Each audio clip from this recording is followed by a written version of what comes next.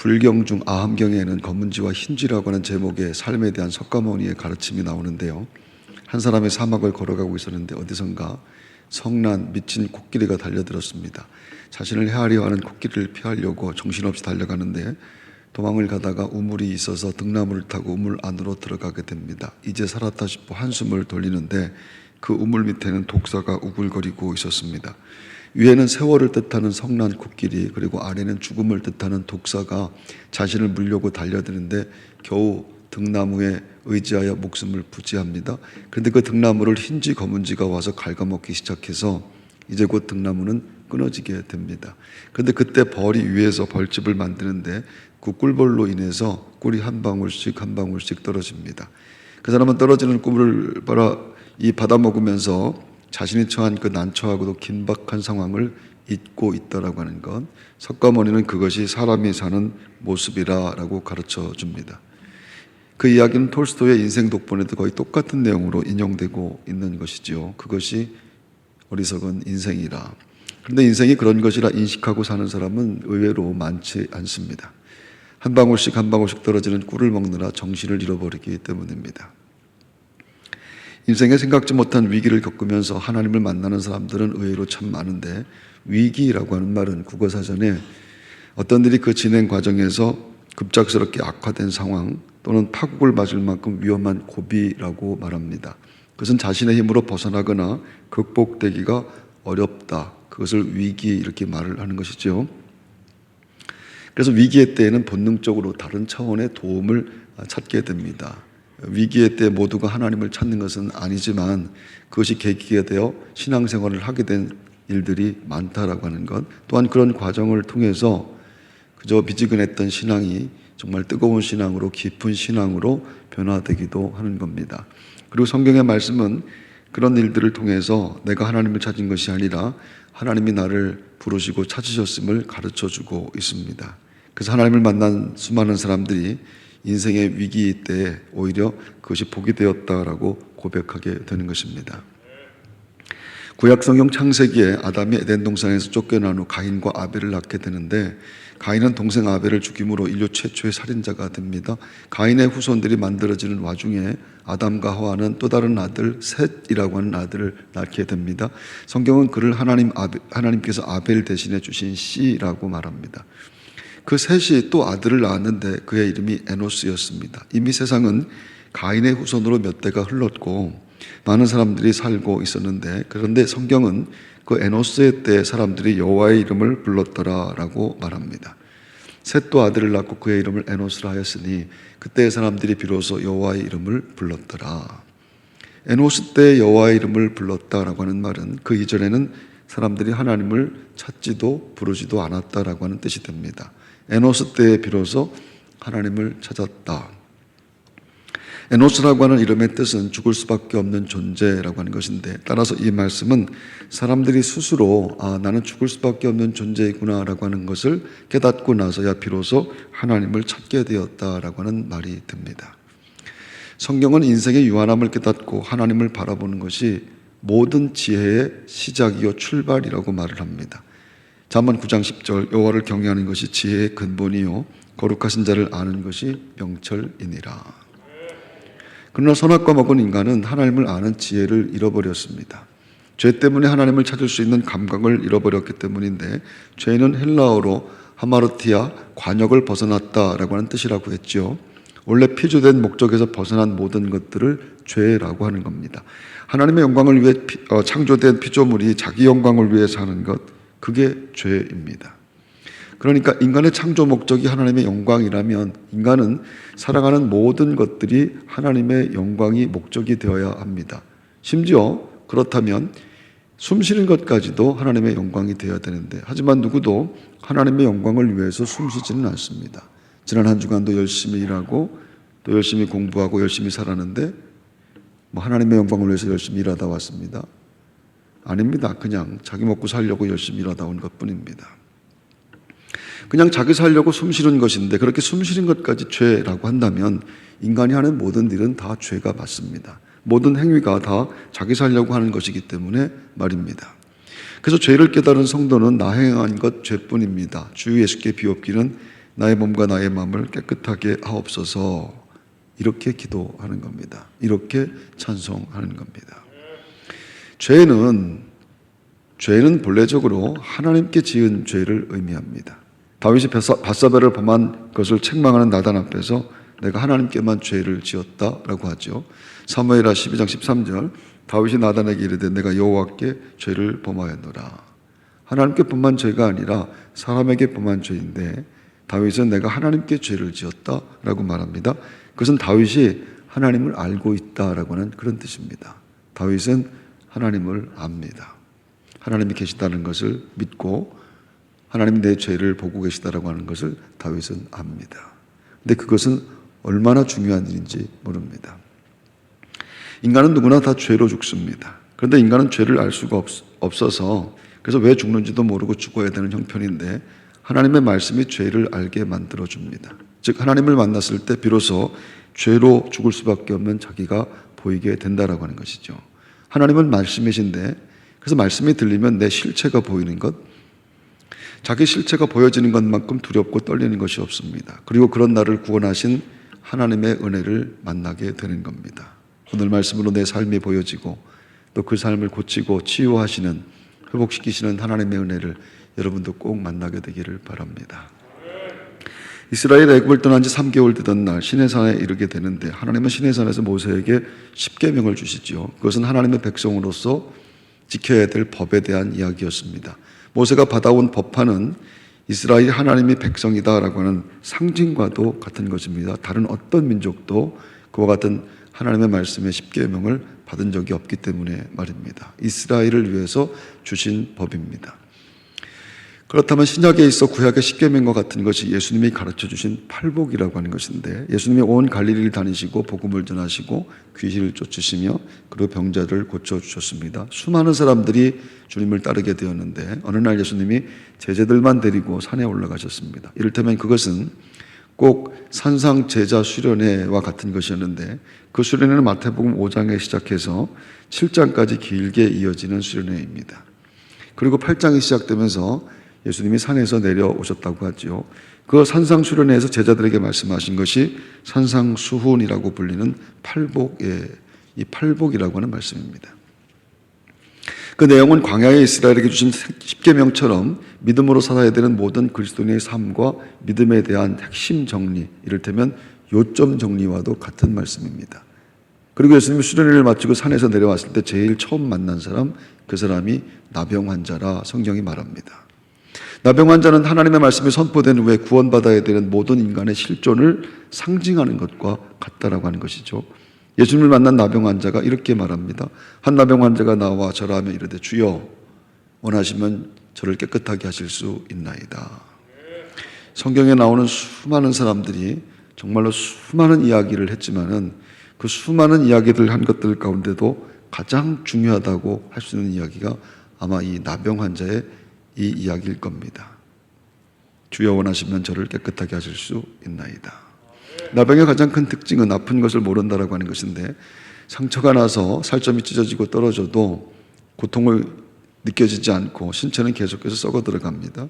손이 불에 닿아도 뜨거운 줄 모르게 되는 것, 그게 나병이고요. 레위기 13장에 보게 되면 그게 전염병이라고 생각해서 가족을 비롯해 누구와도 접촉이 다 금지되어 있습니다. 그 동네 밖에서 자기들끼리 나병 환자들끼리 살아야 되는 형편입니다. 예수님을 만난 나병 환자가 이렇게 말을 합니다. 주여 원하시면 저를 깨끗하게 하실 수 있나이다. 주께서 원하시면이라고 하는 말은 나는 당신께 고쳐달라고도 할 수 없는 그런 사람입니다. 그런 날 구원하실 분이 당신밖에 없음을 알고 제가 여기에 왔습니다. 즉 나는 고쳐주세요 할 자격도 없습니다. 그런데 주께서 만약 나를 불쌍히 여겨주신다면 나를 좀 고쳐주십시오. 그런 뜻입니다. 주님은 나를 고쳐주실 수 있는 유일한 분이십니다. 나를 불쌍히 여겨 주옵소서. 성경은 그것이 하나님 앞에선 죄인들의 자기인식이라고 말합니다. 무엇을 달라거나 무엇을 요구할 수 있는 그런 형편이 아닙니다. 고개 드십시오, 여러분. 따라서 그렇다면 자기 능력과 자기 성숙과 자기 됨됨이의 우월함을 자랑하는 사람은 절대로 할 수 없는 말이 나를 불쌍히 여기소서라는 말입니다. 나는 불쌍하지 않습니다. 불쌍히 여겨달라고 하는 말이 얼마나 자존심 상하는 말인지 모릅니다. 평생 한 번도 해보지 못한 말입니다. 하나님이 고치시고 회복하고 살려주시는 은혜는 절대 아무에게나 주어지지 않습니다. 나는 죄인이고 무엇을 요구할 수도 없는 존재라고 하는 고백, 그 지극히 가난한 자리에 내려간 자에게만 하나님의 은혜가 부어집니다. 하나님을 만난 이사야가 바로 그 고백을 하고 있죠.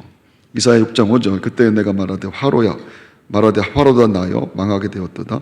나는 입술이 부정한 사람이요 나는 입술이 부정한 백성 중에 거주하면서 만군의 여호와이신 왕을 배웠음이로다. 나는 죄인이라서 하나님 앞에 서면 죽을 수밖에 없다라고 하는 그런 뜻입니다.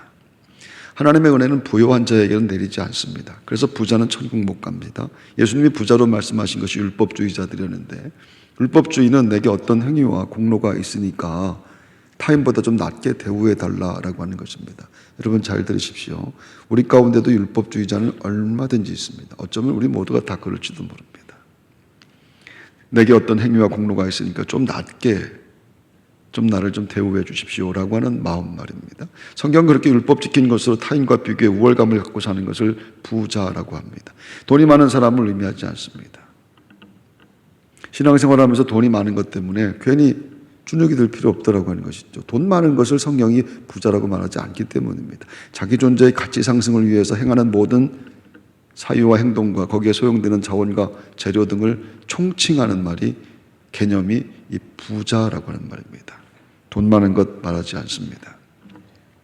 그것을 행하는 자도 그것을 행하기 위해 세상의 것들을 의지하는 자도 다 부자입니다. 그래서 성경이 금욕하며 누구보다 청빈하고 경건한 삶을 살았던 바리새인들을 부자라고 했습니다. 그들이 한 모든 행위의 목적이 남에게 칭찬받아서 자기 가치를 상승시키는 것이었기 때문에 말입니다.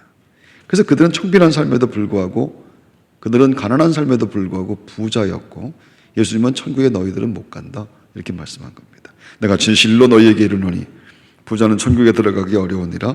다시 너희에게 말하노니 낙타가 바늘귀로 들어가는 것이 부자가 하나님의 나라에 들어가는 것보다 쉬우니라 하시니. 부자는 절대 못하는 말이 불쌍히 여기소서입니다. 하나님 나를 불쌍히 여기소서. 부자는 언제나 스스로 자격과 조건이 된다고 생각하기 때문에 그렇죠. 그래서 불쌍히 여겨달라고 하지 않습니다. 절대 불쌍히 여겨달라고 하지 않습니다. 돈이 많고 적음의 문제가 아니라고 하는 겁니다. 부자가 이렇게 기도합니다. 하나님이여, 나는 다른 사람들과 토색, 불의, 간음을 하는 자들과 같지 아니하고 이 세리와도 같지 아니함을 감사하나이다. 나는 일에 2번씩 금식하고 또 소득의 11조를 드리나이다. 예수님은 그것을 천국 못 가는 부자의 기도라고 말합니다. 하나님의 말씀에 내 모습이 보여지는 것이 은혜인데, 누구에게도 발각되지 않은 나, 때때로 나 스스로도 알 수 없는 내 모습이 말씀이 들리면 그게 보여집니다. 말씀이 떨어지면 다른 어떤 것으로도 나를 숨기거나 가릴 수가 없기 때문에, 말씀은 하나님이시며 말씀은 빛이기 때문입니다. 그리고 죄로 죽은 자기 모습을 보고 우는 사람, 죄로 죽은 자기의 모습을 보고 통곡하는 사람, 그 사람이 사는 사람, 산 사람이라.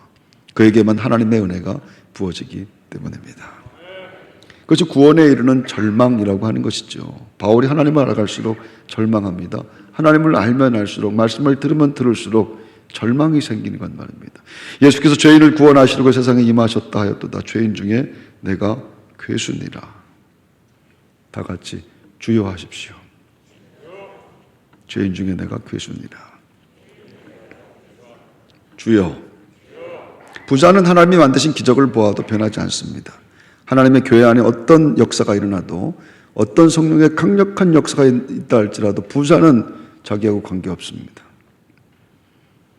예수께서 가장 많은 권능을 행하신 곳이 고라신 베세다 가버나움이라고 하는 동네들이었는데, 하지만 그곳 사람들은 주님으로 인한 수많은 기적을 보았지만 믿지 않고 순종하지도 않았습니다. 그래서 예수님이 그 고을들을, 특별히 그 세 고을을 저주합니다. 화 있을진저 고라시나, 화 있을진저 베세다야. 너에게 행한 모든 권능을 두루와 시돈에서 행하였더라면 그들이 벌써 베옷을 입고 제에 앉아 회개하였으리라. 베세다는 물고기 2마리, 보리떡 5개로 5,000명을 먹이고 12광주를 남 기적이 일어났던 곳이죠. 누구도 부인할 수 없는 정말 놀라운 기적이 일어나는데, 그곳 사람들은 예수를 배척하고 믿지 않습니다. 그 떡과 물고기를 같이 먹었으면서도 믿지 않는다라고 하는 겁니다. 같이 체험하고 같이 보았고 같이 증인되었는데 믿지 않는 것, 이게 얼마나 무서운 일인지 압니까? 교회를 오래 다니고 무슨 직분을 갖고 일을 많이 한 것, 그런 것을 믿음이라고 생각하면 안 됩니다. 예수 믿지 않으면 다 아무것도 아닙니다. 날마다 말씀 앞에 내 믿음을 점검하는 것, 그걸 신앙생활이라고 합니다. 말씀을 듣고 죄로 죽을 수밖에 없는 자신의 실존이 보이는 것, 그것이 은혜라고 하는데, 그럴 수 있을 때 그때 비로소 하나님 나를 좀 불쌍히 여기소라고 하는 고백이 나오고, 그때 비로소 구원이 시작되는 줄로 믿습니다. 할렐루야. 예수님이 나병 환자를 고쳐주셨지요. 예수께서 손을 내밀어 그에게 대시며 그 이르시되 내가 원하노니 깨끗함을 받으라 하시니 즉시 그의 나병이 깨끗하여 진지라. 그리고 완전한 치유의 상징으로 너 가서 제사장에게 가서 보이라라고 말씀합니다. 제사장에게 내 몸을 보이고 모세가 명한 예물을 드려 그들에게 입증하라 하시니라. 율법에는 나병의 발병과 사실 여부, 이게 진짜 나병인지 아닌지에 대한 것, 그리고 그 치유 여부, 고침 받았는지 아직 진행 중인지에 대한 그것을 제사장이 살펴본 다음에 판정하게 되어 있다라고 하는 것이죠. 그래서 제사장에게 가서 보이라라고 하는 말씀은 가서 확인해봐, 완전히 고쳐주셨다라고 하는 그런 뜻입니다. 내가 잘못하면 너 다시 아프게 할 거야. 잘못하면은 다시 구원에서 떨어지게 할 거야. 잘못하면 없던 일을 할 거야. 그런 말씀이 아닙니다. 그것이 아무것도 한 것 없이 자기 불가능을 고백하며 은혜를 구한 자에게 주어지는 완전한 치유의 은혜, 변개될 수 없는 구속의 은혜, 저와 여러분들이 받은 구원의 은혜인 줄로 믿습니다. 할렐루야. 성도는 언제나 스스로의 부족함을 하나님께 고백하며 긍휼을 구하는 사람인데, 굶어 죽기 직전에 사람에게 빵 하나라고 하는 것은 먹을 것이 지천인 사람에게 주어지는 빵과는 다르지 않겠습니까? 그래서 복음은 절박한 자들에게만 생명이 된다라고 하는 것이죠. 내가 갖고 있는 소유와 관계없이 하나님 앞에 나오면서 절박한 사람들, 말씀을 기대하며 절박한 사람들, 하나님의 은혜를 절박한 마음으로 소망하는 사람들, 그들에게 복음이 생명이 되는 것이라. 고라 자손이 이렇게 노래합니다. 하나님이여 사슴의 시냇물을 찾기에 갈급함 같이 내 영혼이 주를 찾기에 갈급하나이다. 사슴의 식도는 셀로판지 같아서 목이 마르면 붙어버린다고 하는데, 그렇게 목이 말라 식도가 붙어 죽을 것 같다라고 하는 절박함으로 내 영혼이 주를 찾기에 갈급합니다. 그 하나님의 은혜를 구하는 사람들을 성도라고 말하는 겁니다. 예배를 드려도 좋고 안 드려도 좋고, 기도를 해도 좋고 안 해도 좋고, 하나님이 계셔도 좋고 안 계셔도 좋고, 그건 내 힘으로 살 수 있습니다라고 하는 뜻입니다. 나는 예수 아니면 살 수가 없습니다. 다른 아무런 방법이 없습니다. 주께서만 나를 구원해 주십니다.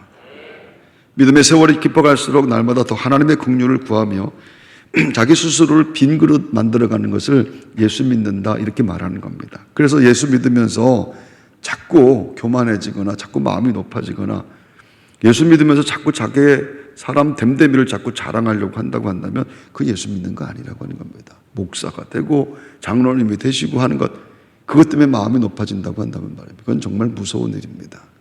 예수를 알면 알수록 점점 내가 없어지고, 그렇게 완전히 자기 부인이 되어 마침내 은혜로 덮여져서 천국 가는 사람들, 우리 모두가 되어야 될 줄로 믿습니다.